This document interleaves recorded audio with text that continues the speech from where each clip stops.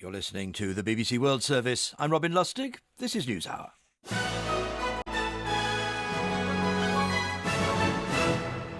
Now, if you think of music from the Middle East, you probably think of traditional Arab songs. But there is much more to it.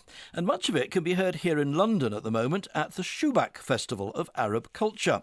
One of the events at the festival was called Lyrical Easternisms, offering rap and percussion, breakbeat, keycore and Arabic hybrid dance. In other words, the kind of Middle Eastern music that most people seldom encounter. Our arts reporter Vincent Dowd went along to hear it. London's Shepherd's Bush Green sounds like it might be a pleasant and rural place. It isn't, but hidden down steps beneath the green lurks the live music venue Ginglik.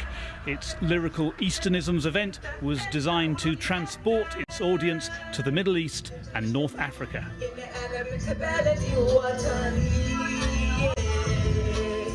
Organiser Farry Bradley was born in Iran but lives now in London. So I'm fusing quite a few different genres. So I've asked some of my friends who are folk-tronica singers and classical/folk singers to collaborate with a rap artist. We're also looking at the fusion of Middle Eastern sounds into electronic music.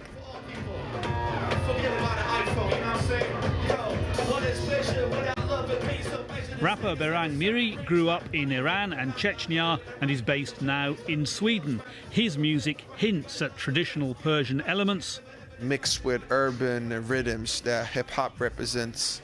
I got a lot of influence from Persian, Kurdish, Arabic, Turkish music. I'm trying to mix that with what hip-hop has to offer and do it with a social consciousness.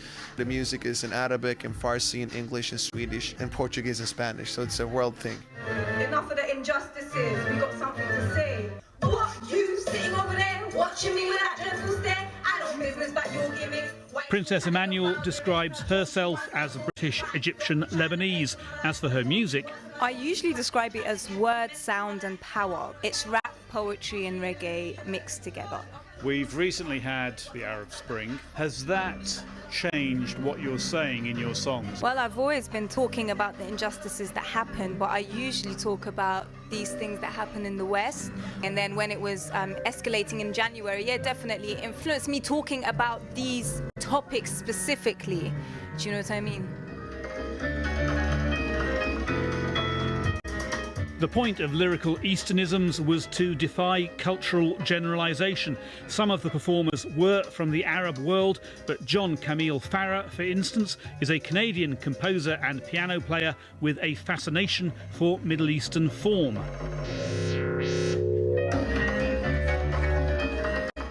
Farry Bradley says London is not at a disadvantage, staging a mixture of Middle Eastern hip-hop and electronica.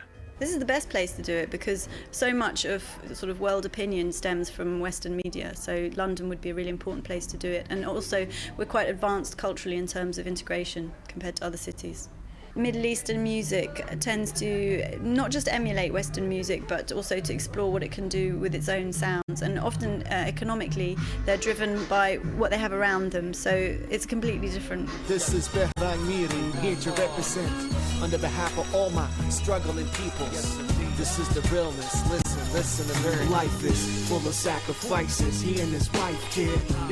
Behrang Miri, the Swedish Persian speaker born in Iran, says for him the Arab Spring has mattered.